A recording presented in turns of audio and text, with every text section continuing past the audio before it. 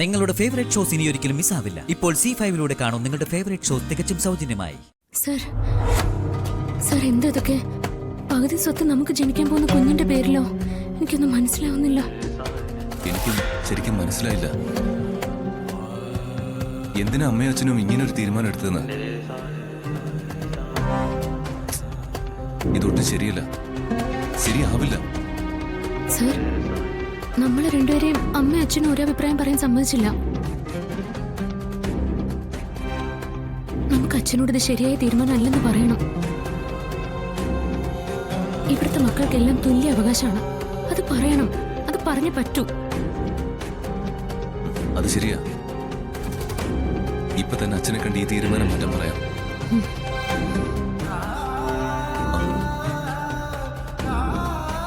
അച്ഛാ, ഞങ്ങള് അച്ഛനോട് സംസാരിക്കാൻ വരായിരുന്നു. എന്തിനാണ്? ഞങ്ങളെടുത്ത തീരുമാനം തിരുത്തണമെന്ന് പറയാനാണ്. അതെ അച്ഛാ, അത് ശരിയാവില്ല.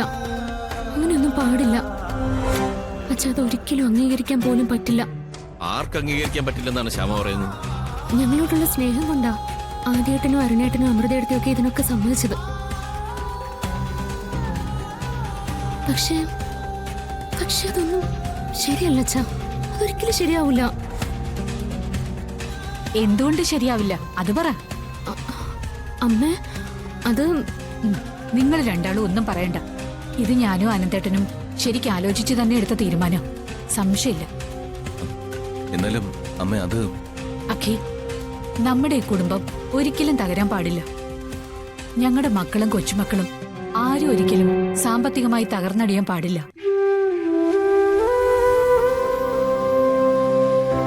അതിന് പകുതി സ്വത്ത് നിങ്ങൾ രണ്ടാളുടെയും കയ്യിൽ സുരക്ഷിതമായി തന്നെ ഇരിക്കണം.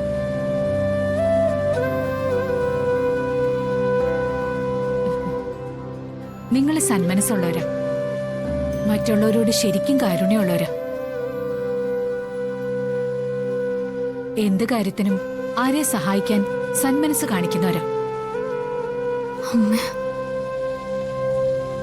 അങ്ങനെയുള്ളവരുടെ കയ്യിൽ മേജർ സ്വത്ത് നിലനിന്നാൽ മാത്രമേ കുടുംബത്തിലെ എല്ലാ അംഗങ്ങൾക്കും ശ്രേയസ്സുണ്ടാവും.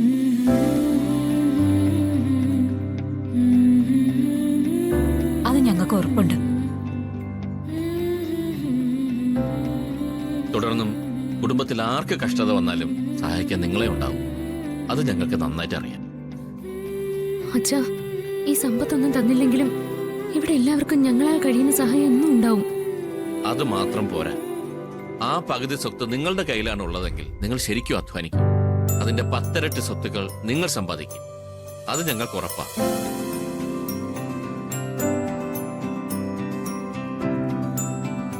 നിങ്ങൾക്ക് ജനിക്കാൻ പോകുന്ന കുഞ്ഞിന് 18 വയസ്സ് തികയുന്നതുവരെ സ്വത്തുവകകളുടെ കൈകാര്യം അച്ഛനമ്മമാരായ നിങ്ങൾക്കായിരിക്കും.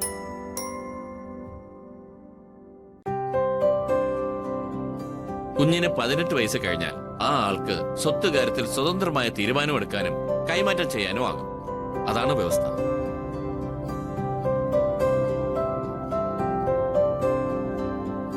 ഇനി രണ്ടാളെ എതിർക്കാൻ നിൽക്കേണ്ട. നിശ്ചയിച്ചതുപോലെ കാര്യങ്ങൾ നടക്കും. രണ്ടാളും ചെല്ല്. വെറുതെ ഇനി സംസാരിച്ച സമയം കളയണമെന്നില്ല. ഈ തീരുമാനത്തിൽ മാറ്റമില്ല. രണ്ടാളും ചെന്നേ.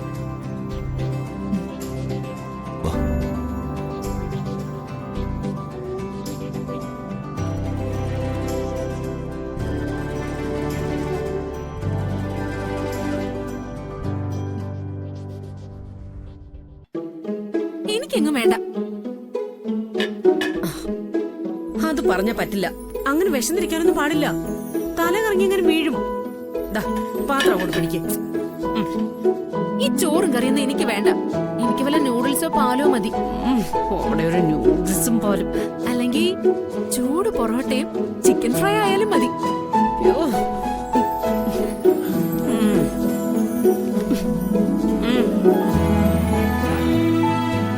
ആ, ബിരിയാണിയാണോ? എങ്കിൽ പഴം ലാസ്റ്റ് കഴിച്ചാ മതി.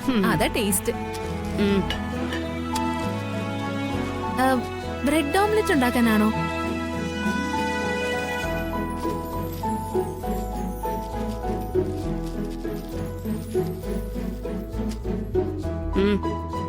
ഇതെന്താ ഇങ്ങനെ തരുന്നേ?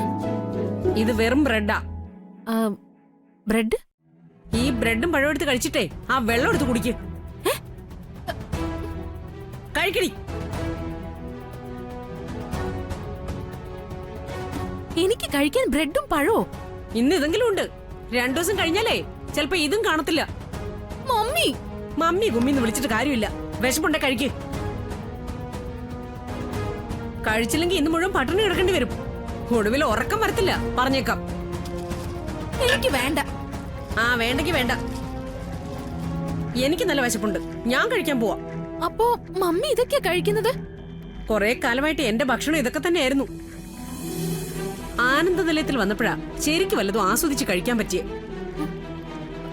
മോളെ, നമ്മൾ ശരിക്കും പെട്ടുപോയി. ഇനി അനുഭവിക്കുക തന്നെ, അല്ലാതെ വേറെ ഒരു നിവൃത്തിയില്ല. ഇല്ല, എന്നെ ഇതിന് കിട്ടത്തില്ല. ക്യാഷ് എല്ലാം തീർന്ന് അധപ്പതിച്ചപ്പോഴേ ആദ്യം ഞാനും ഇങ്ങനൊക്കെ തന്നെയായിരുന്നു. ഒടുവിൽ എല്ലാം അഡ്ജസ്റ്റ് ആയി, അല്ലാതെ പറ്റില്ല.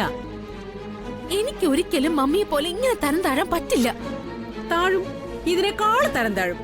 വിശപ്പ് വലിയ പ്രശ്നമോ മോളെ, അത് അനുഭവിക്കുമ്പോഴേ അറിയൂ. മമ്മി എന്നെ മനഃപൂർവ്വം ചതിക്കായിരുന്നല്ലേ? എന്ത് ചതി? ഞാൻ നിന്നെ എന്തിനാ ചതിക്കുന്നേ? മമ്മി ഇത്രയൊക്കെ അനുഭവിച്ചു എന്നുള്ളൊരു വാക്ക് ഒരിക്കലെങ്കിലും എന്നോട് പറഞ്ഞോ? എന്തിനാ നിന്നെ കൂടെ വിഷമിപ്പിക്കാനോ?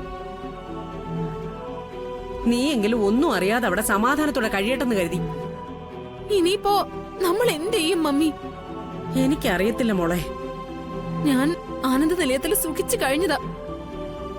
ഇനിയിപ്പോ തിരിച്ചവിടെ എങ്ങനെ കേറാൻ പറ്റുക? അങ്ങനെ വഴിക്ക് വാ. അങ്ങനെ നല്ല കാര്യങ്ങൾ എന്തെങ്കിലും ചിന്തിക്കേ. ഞാൻ ഒരുപാട് ആലോചിച്ചതാ മമ്മി. രക്ഷയില്ല, ഒരു വഴിയും കാണുന്നില്ല. എന്ന് പറഞ്ഞാ പറ്റുവോ? എന്തെങ്കിലും ഒരു വഴി ദൈവം കാണിച്ചു തരും. നീ ഒന്ന് ആലോചിക്കേ. മുമ്പ് മമ്മി പറഞ്ഞത് ഞാൻ വെറും മന്ദബുദ്ധിയാണെന്നല്ലേ? അങ്ങനെയുള്ള എനിക്ക് എങ്ങനെ ഐഡിയ കിട്ടാനാ? അയ്യോ, ഞാനത് ദേഷ്യം വന്നപ്പോ പറഞ്ഞു പോയതാ. എന്റെ ഐശ്വര്യമോളും ഇടിക്കുക. ശരിക്കും കഴിവും ബുദ്ധിസാമർഥ്യമുള്ളവള്. എനിക്കറിയില്ലേ, ശരിക്കും സൗന്ദര്യവും ബുദ്ധിയും ഇല്ലാത്തവരാരെങ്കിലും മിസ് കേരളയാവോ? ഇല്ലല്ലോ. സമയമുണ്ട്, മോള് മനസ്സിരുത്തി ആലോചിക്കേ. അപ്പൊ ഒരു വഴി തെളിഞ്ഞു വരും. എത്രയും വേഗം തിരിച്ച് ആനന്ദ നിലയത്തിൽ കയറി പറ്റണം. എന്തിനും ഞാൻ ഒപ്പമുണ്ട്. അയ്യോ, കറണ്ട്! മമ്മി, കറണ്ട് പോയി. ഇൻവെർട്ടർ ഇല്ലേ മമ്മി? ഇല്ല മോളെ, അങ്ങനെ ഒരു സംവിധാനം ഇവിടെ ഇല്ല. ചൂട്, ഫാനും ഇല്ല. ശ്ശോ.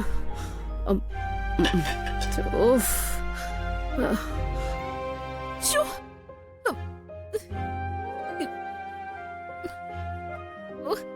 എന്തൊരു കൊതുകാ മമ്മി ഇവിടെ. മമ്മി, ഇവിടെ കഷ്ടം തന്നെയാട്ടോ പിടിച്ചു നിൽക്കാൻ. എന്നെ കൊണ്ട് പറ്റൂന്ന് തോന്നുന്നില്ല. അതാ പറഞ്ഞത്, ആനന്ദ നിലയത്തിൽ തിരിച്ചു കയറണമെന്ന്. അതാ ശ്യാമയുടെ കാല് പിടിച്ചിട്ടാണെങ്കിൽ അങ്ങനെ. ഡൗൺലോഡ് ചെയ്യൂ C5 ആപ്പ്. കാണൂ എല്ലാ എപ്പിസോഡുകളും സൗജന്യമായി.